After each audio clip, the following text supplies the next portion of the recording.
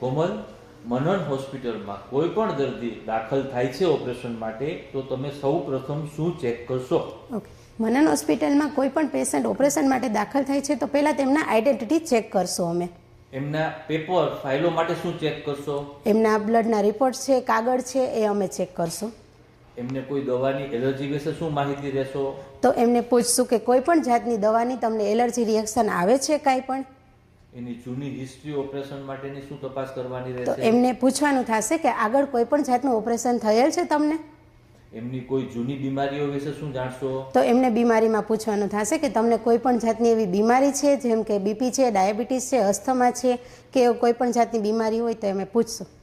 In short, દર્દીની identity check કરી એમની દવાની માહિતી લેશું, એમની એલર્જીની માહિતી લેશું, કોઈ ઓપરેશન હોય તો એ જૂના ઓપરેશનની માહિતી લેશું અને એમને એલર્જી હોય તો એ વિશે અમે ડોક્ટરને જાણ કરશું.